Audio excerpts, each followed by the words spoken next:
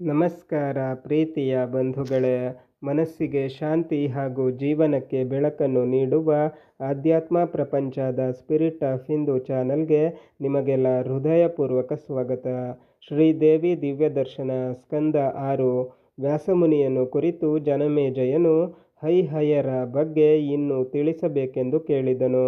ವ್ಯಾಸರು, ರಾಜ, ಇದು ಪಾವನವಾದ ಕಥೆ ಕೇಳಿ ಶ್ರೀಮಂತನಾಗು. ರೇವಂತನು ಸೂರ್ಯನ ಮಗನು, ಕಾಂತಿವಂತನು, ವಿಷ್ಣು ಭಕ್ತನು. ಒಂದು ಸಲ ಆತನು ಸುಂದರವಾದ ದೇವೇಂದ್ರನ ಕುದುರೆಯನ್ನೇರಿ ವೈಕುಂಠಕ್ಕೆ ಬಂದನು. ಮಹಾಲಕ್ಷ್ಮಿಯು ಸಮುದ್ರ ಮಥನ ಕಾಲದಲ್ಲಿ ತನ್ನ ಜೊತೆ ಹುಟ್ಟಿದ ಆ ಉಚ್ಚೈಶ್ರವಸ್ಸೆಂಬ ಕುದುರೆಯ ಸೌಂದರ್ಯವನ್ನು ನೋಡಿ ಮೆಚ್ಚಿಕೊಂಡಳು. ಲಕ್ಷ್ಮಿಯ ಚಿತ್ತಚಾಂಚಲ್ಯವನ್ನು ಗಮನಿಸಿದ ಗರುಡಧ್ವಜನು ಕೋಪದಿಂದ, ಲಕ್ಷ್ಮಿ ಮಾತನ್ನಾಡಿಸಿದರೂ ಮೌನದಿಂದಿರುವೆ, ಕುದುರೆಯಲ್ಲಿ ಮನಸ್ಸುಳ್ಳವಳಾದ್ದರಿಂದ ಕುದುರೆಯಾಗು ಎಂದು ಶಪಿಸಿದನು. ಸರ್ವತ್ರ ರಮಸೆ ಯಸ್ಮಾದ್ರಮ ತಸ್ಮಾತ್ ಭವಿಷ್ಯಸಿ, ಚಂಚಲತ್ವಾಚಲೇತೈವಂ ಸರ್ವಥೈವನ ಸಂಶಯ. ಎಲ್ಲ ಕಡೆ ಆನಂದ ಪಡುವವಳಾದ್ದರಿಂದ ರಮ ಎಂದು, ಚಂಚಲ ಸ್ವಭಾವದಿಂದ ಚಂಚಲೆ ಎಂದು ಕರೆಯಲ್ಪಡಲಿ ಎಂದನು. ಎಂದು ವಾತ್ಸಲ್ಯಮಯಿಯಾದ ಮಹಾವಿಷ್ಣುವು, ಇಂದು ಕೋಪವು ಬಂದುದು ಭುವನೇಶ್ವರಿಯ ಇಚ್ಛೆಯೆಂದು ಸುಮ್ಮನಾದನು. ಸ್ನೇಹಪೂರ್ಣನಾದ ಪರಮಾತ್ಮನು ವಜ್ರಾಯುಧದ ಪೆಟ್ಟಿನಂತೆ ಶಾಪವನ್ನು ಪ್ರಿಯ ಪತ್ನಿಗೆ ಕೊಡಬೇಕಾದರೆ ಭಗವತಿಗೆ ಬಲವಾದ ಕಾರಣವಿರಬೇಕು. ಲಕ್ಷ್ಮಿಯು ಲಕ್ಷಣವಾದ ಕುದುರೆಯಾದಳು. ಅನುಗ್ರಹ ಮಾಡುತ್ತಿದ್ದ ಮಾತೆಯೇ ಹರಿಯ ಆಗ್ರಹಕ್ಕೆ ಪಾತ್ರಳಾಗಿ ಯಮುನಾ ತಮಸಾ ನದಿಗಳ ಸಂಗಮದ ಸುಂದರ ವನದಲ್ಲಿ ವಿಹರಿಸುತ್ತಿದ್ದಳು. ಆ ಪ್ರದೇಶವು ಪರಶಿವನ ತಪೋಭೂಮಿಯಾದ್ದರಿಂದ ಕುದುರೆ ರೂಪಿನ ಲಕ್ಷ್ಮಿಯು ಶಿವನನ್ನು ಕುರಿತು ತಪಸ್ಸು ಮಾಡಲಾರಂಭಿಸಿದಳು. ಮಹಾಲಕ್ಷ್ಮಿಯ ದಿವ್ಯ ಧ್ಯಾನಕ್ಕೆ ಮೆಚ್ಚಿಕೊಂಡ ಶಿವನು ಚಂದ್ರನನ್ನು ಧರಿಸಿ ಶೂಲವನ್ನು ಹಿಡಿದು ಪಂಚಮುಖ 10 ತೋಳು ಅರ್ಧ ದೇಹದಲ್ಲಿ ಗೌರಿ 3 ಕಣ್ಣು ನೀಲಕಂಠ ಹುಲಿಯ ಚರ್ಮ ಕಪಾಲಮಾಲೆ ನಾಗಯಜ್ಞೋಪವೀತ ಧರಿಸಿ ಮಂಗಳ ರೂಪದಿಂದ ಕಂಗಳಿಗಾನಂದವನ್ನುಂಟು ಮಾಡುತ್ತಾ ಕೃಪೆಯಿಂದ ಬಂದು ದರ್ಶನ ಕೊಟ್ಟನು. ಲಕ್ಷ್ಮಿಯು ತನಗೆ ಶಾಪ ಬಂದ ರೀತಿಯನ್ನು ವಿವರಿಸಿದಳು. ಆಗ ಶಿವನು, ತಾಯಿ ಲಕ್ಷ್ಮಿ, ಚಿಂತಿಸಬೇಡ. ನಾರಾಯಣನು ಲೋಕವಂದ್ಯನು, ದಯಾಘನನನು, ಪರಾಶಕ್ತಿಯ ಪ್ರಭಾವದಿಂದ ಕೋಪಿಸಿಕೊಂಡನು. ಅವನನ್ನು ನೀನು ಮತ್ತೆ ಪಡೆಯಲು ಪ್ರಯತ್ನಿಸುವೆನು ಎಂದು ಹೊರಟು ನಾರಾಯಣನಿಗೆ ಲಕ್ಷ್ಮಿಯ ವಿರಹವ್ಯತೆಯನ್ನು ವಿವರಿಸಿದನು. ಸತಿಗೆ ಪತಿಯೇ ದೇವರು. ವೇದೋಕ್ತಂ ವಚನಂ ಕಾರ್ಯಂ ನಾರಿಣಾಂ ದೇವತಾ ಪತಿಃ.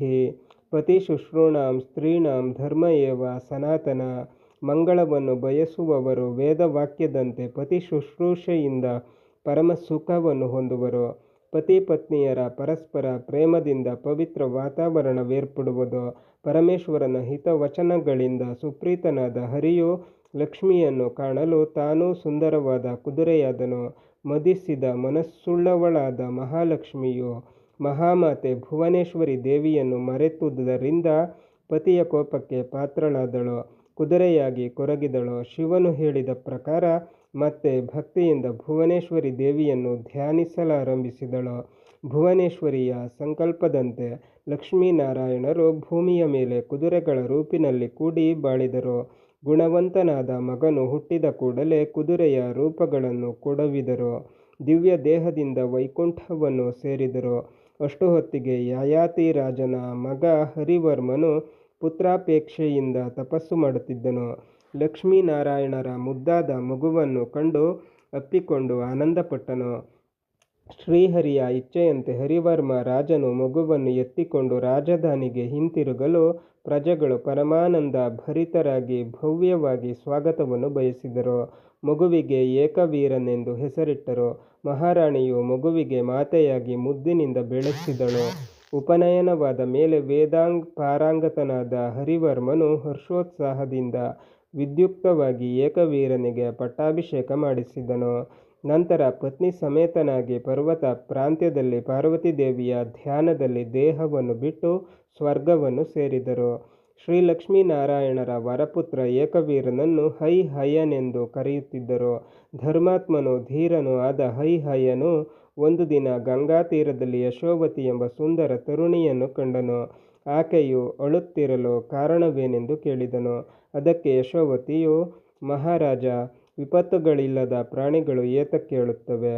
ನನ್ನ ಆಪ್ತ ಮಿತ್ರಳೊಬ್ಬಳು ರೈಭ್ಯರಾಜನ ಮಗಳು, ಯಾಗಕಾಲದಲ್ಲಿ ಅಗ್ನಿಕುಂಡದಿಂದ ಆವಿರ್ಭವಿಸಿದವಳು, ಏಕಾವಳಿ ಎಂದು ಎಲ್ಲರೂ ಕರೆಯುವರು. ನಾನು ರೈಭ್ಯರಾಜನ ಮಂತ್ರಿಯ ಮಗಳು ಯಶೋವತಿ ಎಂದು. ಏಕಾವಳಿಯು ಪ್ರಕೃತಿ ಸೌಂದರ್ಯವನ್ನು ಆಸ್ವಾದಿಸುವುದರಲ್ಲಿ ಪರಿಣತಳು.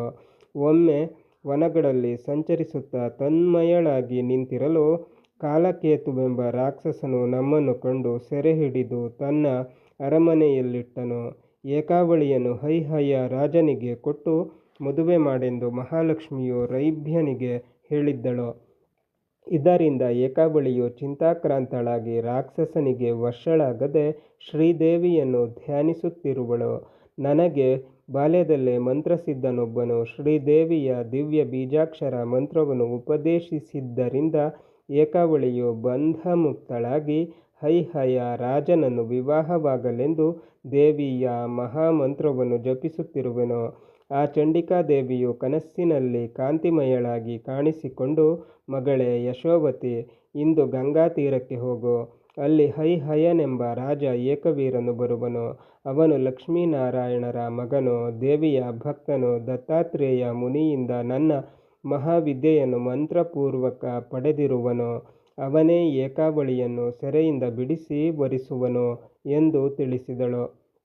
ಆ ಕೂಡಲೇ ಸೆರೆಮನೆಯಿಂದ ತಪ್ಪಿಸಿಕೊಂಡು ಭುವನೇಶ್ವರಿ ದೇವಿಯ ಕೃಪೆಯಿಂದ ದಾರಿಯೂ ಗೊತ್ತಾಗಿ ಬರುವುದಕ್ಕೂ ಶಕ್ತಿಯುಂಟಾಯಿತು ಎಂದಳು.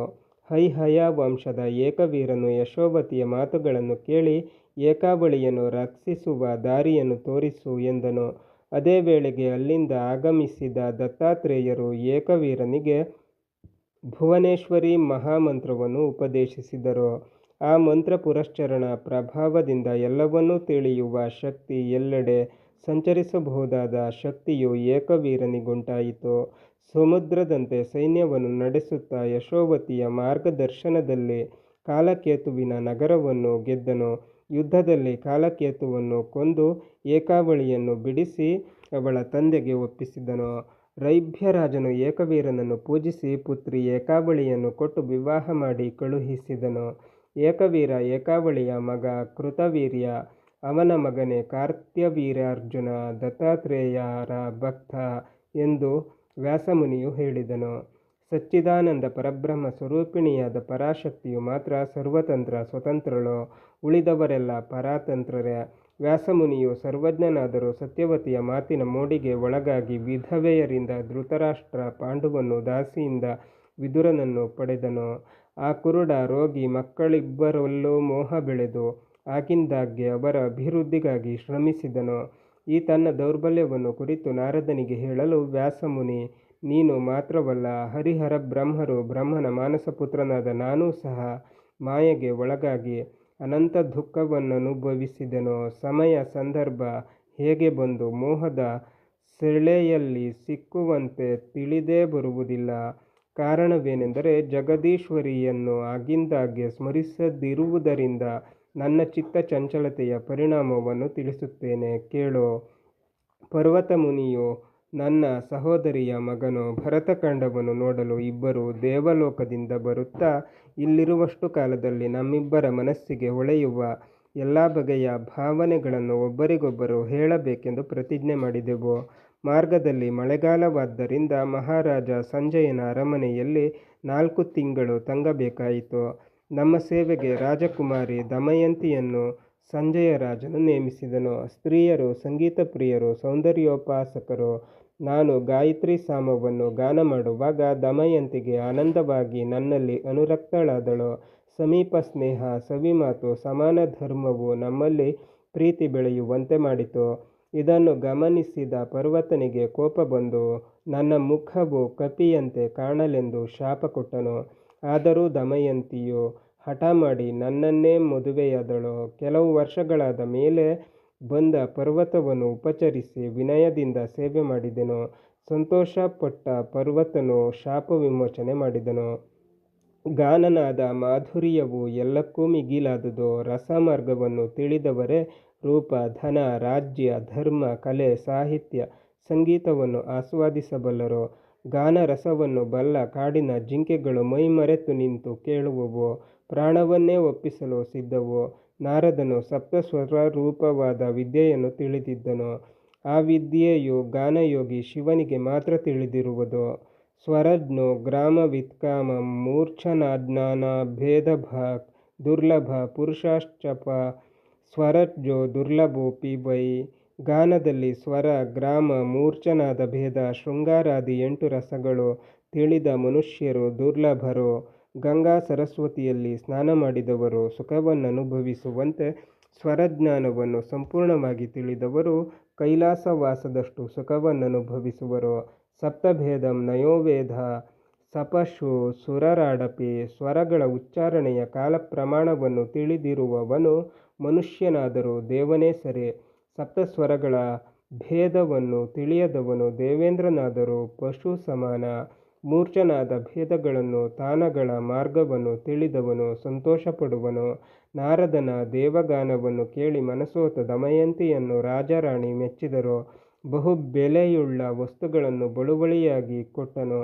ನಂತರ ನಾರದನು ವ್ಯಾಸನನ್ನು ಕುರಿತು ತನ್ನ ಅಹಂಕಾರವನ್ನು ನಾರಾಯಣನು ಕಳೆದ ವಿಧಾನವನ್ನು ವಿವರಿಸಿದನು. ಒಂದು ಕಾಲದಲ್ಲಿ ನಾರದನು ನಾರಾಯಣನನ್ನು ನೋಡಲು ಮಹತಿ ವೀಣೆಯನ್ನು ನುಡಿಸುತ್ತಾ ಗಾಯತ್ರಿ ಸಾಮವನ್ನು ಹಾಡುತ್ತಾ ವೈಕುಂಠವನ್ನು ಪ್ರವೇಶಿಸಿದನು.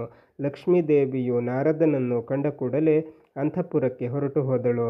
ಆಗ ನಾರದನು ದೇವದೇವೋತ್ತಮನನ್ನು ಕುರಿತು, ನಾನು ಜಿತೇಂದ್ರಿಯನು, ವಿಷಯ ಲಂಪಟನಲ್ಲ, ವಂಚಕನಲ್ಲ, ಮಾಯೆಯನ್ನು ಗೆದ್ದವನು. ಆದರೂ ಲಕ್ಷ್ಮಿಯು ಅಂತರ್ಧಾನವಾದುದು ಏಕೆ ಎಂದನು. ವಿಷ್ಣುವು ಹೇಳಿದನು, ಪ್ರಾಣಾಯಾಮ, ಯೋಗಾಭ್ಯಾಸ, ಇಂದ್ರಿಯ ಜಯ, ತಪಸ್ಸಿದ್ಧಿ ಪಡೆದವರು ಮಾಯೆಯನ್ನು ಗೆಲ್ಲಲಾರರು. ಹರಿಹರ ಬ್ರಹ್ಮರಿಗೂ ಮಾಯೆ ಅಜೇಯಳು. ಆತ್ಮಸಾಕ್ಷಾತ್ಕಾರವಾದ ಆತ್ಮಜ್ಞಾನಿಯು ಮಾತ್ರ ಮಾಯೆಯನ್ನು ದಾಟಬಲ್ಲನು. ಎಲ್ಲ ಕಾಲವೂ ಮಾಯೆಗೆ ಅಧೀನವೇ. ಬುದ್ಧಿವಂತರು ಧರ್ಮಜ್ಞರಾಗಿರುವಂತೆ ಒಮ್ಮೊಮ್ಮೆ ಮೂರ್ಖ ಕರ್ಮಗಳನ್ನು ಮಾಡುವುದುಂಟು. ಮಾಯೆಗೆ ವಶರಾಗದಿರುವವರೇ ವಿರಳ ಎಂದನು. ಅದೇ ವೇಳೆಗೆ ಅಲ್ಲಿಗೆ ಬಂದ ಗರುಡನ ಮೇಲೆ ನಾರದನನ್ನು ಕೂಡಿಸಿ ಜ್ಞಾನಕುಬ್ಜ ರಾಜ್ಯಕ್ಕೆ ಕರೆದೊಯ್ದನು. ಅಲ್ಲೊಂದು ಮಂದಾರಮಯವಾದ ಸುಂದರ ಸರೋವರ. ಅಲ್ಲಿ ನಾರದನು ಸ್ನಾನ ಮಾಡುವಂತೆ ಹೇಳಿದ್ದನು. ನಾರಾಯಣನ ಆಜ್ಞೆಯಂತೆ ಆ ಸರಸ್ಸಿನಲ್ಲಿ ಮುಳುಗಿದ ಕೂಡಲೇ ನಾರೀಮಣಿಯಾದನು. ಸ್ಮೃತಿಯು ತಪ್ಪಿತು. ನಾರಾಯಣನೂ ಕಾಣಲಿಲ್ಲ. ತಾನು ಬಹುಕಾಲದಿಂದ ಅಲ್ಲಿ ಸ್ತ್ರೀಯಾಗಿದ್ದನೆಂಬ ಭಾವನೆಯಿಂದ ನಾರದನೆಂಬ ನೆನಪು ಉಳಿಯಲಿಲ್ಲ. ಅಷ್ಟರಲ್ಲಿ ಬಂದ ತಾಳಧ್ವಜ ರಾಜನು ನಾರದಿಯನ್ನು ಕಂಡು ಮೋಹಗೊಂಡು ಸೌಭಾಗ್ಯ ಸುಂದರಿ ಎಂದು ಹೆಸರಿಟ್ಟು ವಿವಾಹವಾದನು. ಪತಿವ್ರತೆಯಾಗಿದ್ದುಕೊಂಡು ರಾಜನ ಪ್ರೀತಿಗೆ ಪಾತ್ರಳಾಗಿ 8 ಮಕ್ಕಳನ್ನು ಪಡೆದನು. ವೇದಾಂತಶಾಸ್ತ್ರ, ಬ್ರಹ್ಮಜ್ಞಾನ, ಪರೋಕ್ಷಾನುಭೂತಿಯು ಅದೃಶ್ಯವಾದವು. ವಿಷ್ಣುವಿನ ಮಾಯೆಯಿಂದ ವಿಷಯ ಸುಖಗಳಲ್ಲಿ ತೇಲಾಡುತ್ತಿರಲು ಒಂದು ದಿನ ಶತ್ರುರಾಜನು ಯುದ್ಧಕ್ಕೆ ಬಂದು ತಾಳಧ್ವಜನನ್ನು ಎಲ್ಲ ಮಕ್ಕಳನ್ನು ಕೊಂದುಬಿಟ್ಟನು. ಮಮತೆಯ ಪತಿಯ ಮರಣದಿಂದ ದುಃಖಿತಳಾಗಿ ಅಳುತ್ತಿರಲು ವೃದ್ಧ ಬ್ರಾಹ್ಮಣನೊಬ್ಬನು ಬಂದು ಸಮಾಧಾನ ಮಾಡಲೆತ್ನಿಸಿದನು.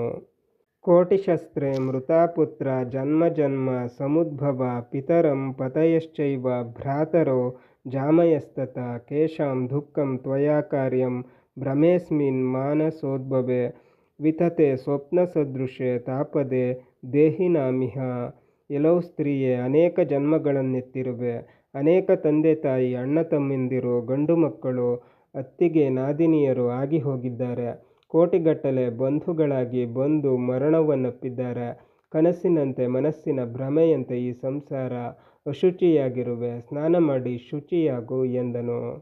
ಆ ಜ್ಞಾನರುದ್ಧನ ಮಾತಿನಂತೆ ಸರೋವರದಲ್ಲಿ ಸ್ನಾನ ಮಾಡಿದ ಸೌಭಾಗ್ಯ ಸುಂದರಿಯು ತಕ್ಷಣ ನಾರದನಾದನು.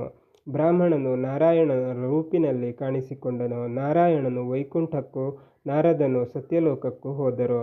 ಮನುಷ್ಯನಾಗಿರುವಾಗ ಆತ್ಮಜ್ಞಾನವನ್ನು ಪಡೆಯಬೇಕಾದದ್ದು ಕರ್ತವ್ಯ. ಜ್ಞಾನವುಳ್ಳವರಿಗೆ ಮಾತ್ರ ಮಾಯೆ ಬಾಧಿಸದು.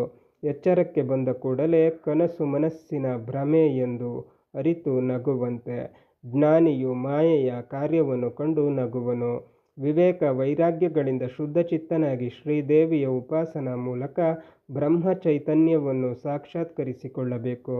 ಓಂ ತತ್ಸತ್. ಶ್ರೀದೇವಿ ದಿವ್ಯ ದರ್ಶನ ಮುಂದುವರಿಯುತ್ತದೆ. ಅಲ್ಲಿಯ ತನಕ ನಮ್ಮ ಚಾನಲನ್ನು ನೋಡ್ತಾ ಇರಿ. ಎಲ್ಲ ವಿಡಿಯೋಗಳನ್ನು ನೋಡಿ, ಶೇರ್ ಮಾಡಿ, ಲೈಕ್ ಮಾಡಿ, ಕಮೆಂಟ್ ಮಾಡಿ, ಹಾಗೆ ನಮ್ಮ ಚಾನಲನ್ನು ಸಬ್ಸ್ಕ್ರೈಬ್ ಮಾಡಿ.